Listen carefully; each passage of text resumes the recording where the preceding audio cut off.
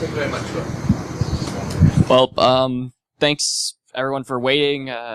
We got the problem solved. I'm Tristan Messner, and this is going to be getting youth interested in information security from a youth's perspective.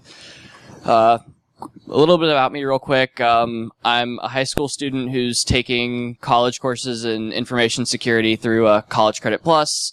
I'm a CTF player. I live in the middle of nowhere, and my handle's at Wolf Shirts. A quick overview, why even care? What existing programs we have, the obstacles with these programs, how to get past them, how to present to high schoolers, and other ways to help reach kids in rural areas. So why? Obviously, it's a growing field. There's a huge job deficit, as a lot of people have mentioned, but for me, it's more thinking like try and help someone find what they're good at and what they enjoy doing, kind of like just inspiring one kid to like do something that they might enjoy.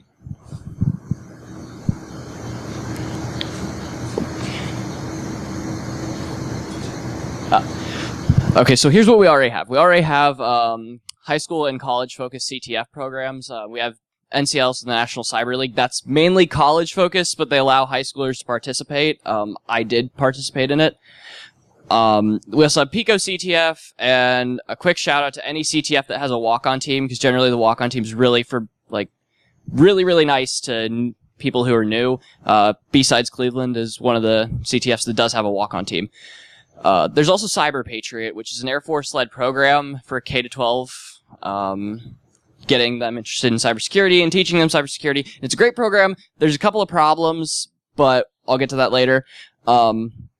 Guest speakers and career days. The armed services do an amazing job at this. For example, the Army came in, and one of the guys who was doing recruitment happened to be on cyber. So I ended up talking to him for an entire lunch and not eating. There's non-cybersecurity based education programs like Code.org, Raspberry Pi Jams, the Scratch programming language. There's a lot of stuff that's not security related, but it would be nice if it could get security related. These are all great, but there's some obstacles. Almost all schools don't like the idea of teaching kids about cybersecurity because that's teaching them how to hack. They're thinking that the kids will then breach their network, which is a possibility because school networks are underfunded. Cyber Patriot has some issues, not with the content. Like I said, great program, but the issues aren't with the content. Small town schools don't normally have a willing student body. You might get like one or two kids that are interested in computers, and that will be it. And then not all schools have an organized career day, so you kind of have to like knock on the door. So the issue with Cyber Patriot is that it's got a very small amount of organized teams, and it can't be student led. Like there has to be adults there to do supervision and do the teaching. And because of that, the solution's simple. If you're willing to help out with kids and learning cybersecurity, go find a way to sign up and volunteer. It's on their website, and to kind of show like the lacking. That's the entire United States, Cuba, Canada. That's the programs we have set up. So it might look like a lot in certain areas, but when you zoom in, there's maybe like one or two in each state. So there's also a stigma. Like the negativity behind like we're teaching them how to hack, they're going to break into our systems, it can't be used for good. They're starting to change, and it's starting to be seen as a useful and employable skill by schools, but they still think that it's criminal activity, and the way to fix this is to get out there and speak to schools and try and show them that it's huge, big job opportunities, and get them to realize that the small danger is worth the chance that a student would break into a network. So again, time and communication is what will be important to fixing it. So if you want to speak at a school, not all of them have a career reach out day, but I know this from experience. Most school websites have a directory with emails, and I had seen that in a way when I was trying to contact a teacher. when I think about it anymore, that's probably a bad thing security-wise, that they're advertising every teacher's email along with superintendent and, like, secretary. And given that it's technology, like, schools get good press for this. Like, the school that I go to, we, for some reason, decided that VR meant education. I don't get why, but we decided to create a get a VR setup, and the amount of press that got for the school was amazing. So the schools are willing to do pretty much anything to get good recognition in STEM. So when you're presenting to high schoolers, you have an advantage. Like, their intentions are, like, sometimes they're getting up, going to a place they don't necessarily want to be at, and doing stuff they don't necessarily want to do. So when they're like, oh, career outreach, and, like, someone's going to come and present to us and get a class, they're like, yes! And the fact that there's, like, this sort of, like, criminality behind hacking, like, it kind of seems interesting to them. And it's kind of, like, cool. Whereas, like, if you're talking about programming and, like, this is a variable, they're kind of like, whatever. But when you're like, we're going to break into something, they get interested. Don't know why. And there are good ways to do demos for this. Like, Hack5, like, has a lot of, like, the wallpaper PowerShell pranks with, like, the rubber duckies, but there's stuff that you can see, and, like, they're instant effects. So, like, that makes it kind of like it's almost parlor trickish, but they see it, and it's a quick insight. So there are some other ways to help. There's something called the RTF, which is the Rural Technology Fund. I learned about it at DerbyCon last year. They had a booth, and it essentially tries to help. And a lot, especially in rural schools, like, a lot of the funding will go to FFA, it'll go to sports, and, like, even band struggles to have funding in rural schools. So generally, there's not a lot left over for STEM, and that's sad because STEM is a huge thing and it should be funded. The RTF seeks to help out rural schools in getting that funding and securing it.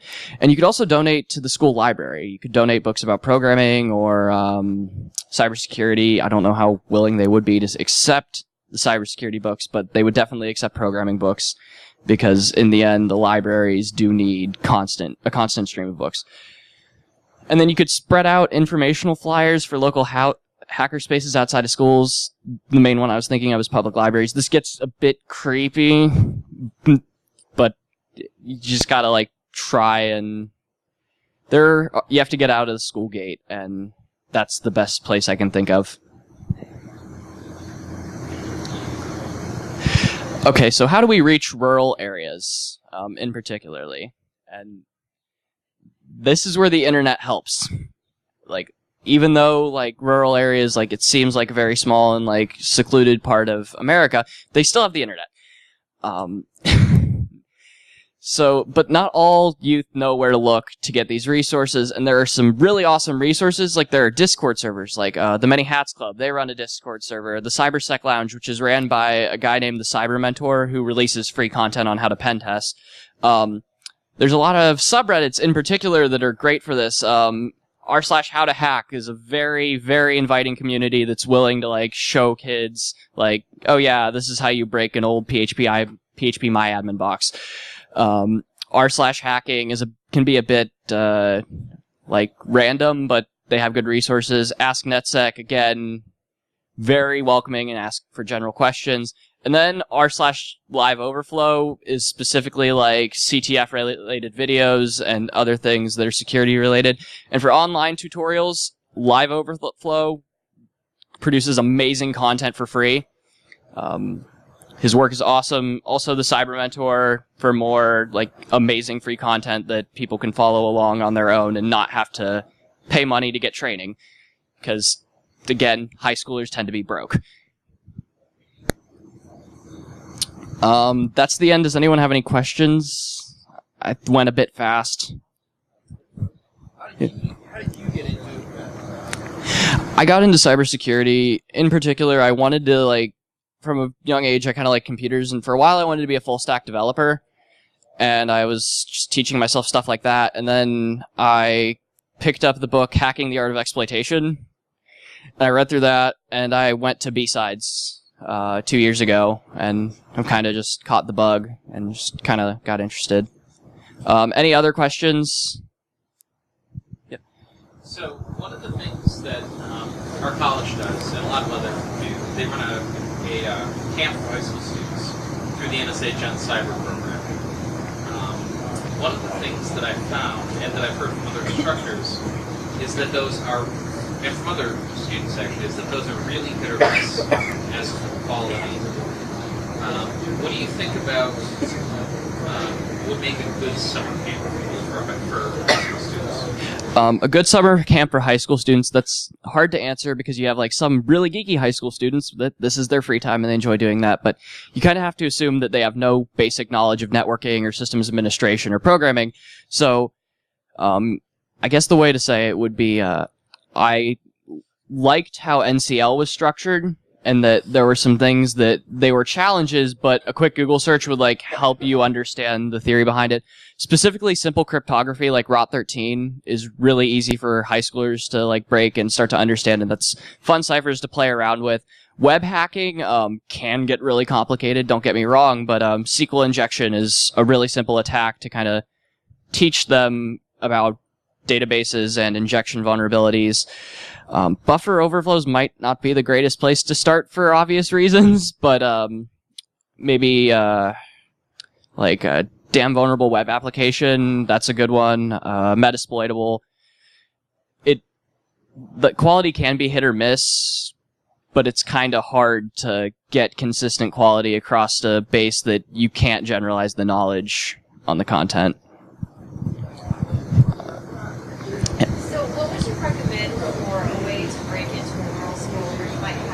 Sponsor, a teacher or an administrator who's willing to help out, but doesn't have any technical knowledge and doesn't have any computer science experience. That's interesting that you bring that up, because one of my teachers is actually she's very interested in like getting technology into the school and getting that taught, and she was talking about how she has a friend that works at Microsoft that would come in and teach the students some basic programming, but also teach the teacher how to run it. So the teacher might not have like the greatest understanding in computer science, but like they'll have enough to be able to show the kids that A equals this string, or, and then you can print that out on the console.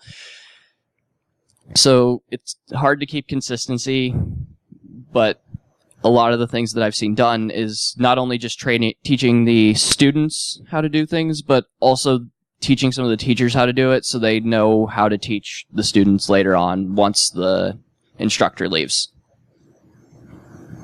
I hope that answered your question. So, presumably, you will use your knowledge for good and not go down the dark side. Yes. What kept you following that right path as you started to learn this material? What kept you from, saying, this could be a good time to use this for, nefarious purposes? Honestly, like, it's just easier to be good. I don't, like, a good way that, the college course that I do take cybersecurity, classes through, they force you to take an ethics course. How related the ethics was to actually don't hack stuff, not really. It was 100% like, oh, this is GDPR, and, this is unauthorized use of a computer, and for some reason we talked about software development modules. There wasn't the amount of ethics in that was like only hack stuff you own or are given permission to. A good way to like sell it to kids to stay good is almost like the Spider-Man module of, or not module, the Spider-Man model of with great power comes great responsibility. Anybody else? So, one of the things that I've seen with some interactions with teachers, and, well, let me rephrase, interactions with parents whose kids have done some things they maybe shouldn't, is that there is really a lack of understanding and lack of awareness in like the K-12 program. Have you seen anything that's kind of helped you move forward your initiatives within the school? I started the computer club at my school, which was last year, so that kind of shows how like sort of rural it is. it's hard to get an initiative moving when there's not a lot of interest. And that's why I'm trying to like kind of speak. So, because I know that I'm having trouble getting it done. So I'm trying to kind of like get the ball rolling and get other people to also go out and. Let me rephrase that. I'm more concerned about the pushback because it's a security thing. Oh, the pushback. So I was talking to one of the teachers about getting Cyber Patriot, and this is a teacher that would like that, but she warned me not to even go to the school board because they would shoot me down, because it's hacking. The main thing that I've seen is if we can get people to come in and speak about it, I'm pretty sure that they'll let that happen. Maybe they'll start to see like, oh, this is a growing career field, and it would be helpful to let our students try and at least see this as a career path. Anything else? That's it. Oh. I'd like to thank BSides for taking a chance and letting me speak, and thank you all for showing up and listening to me quickly talk. And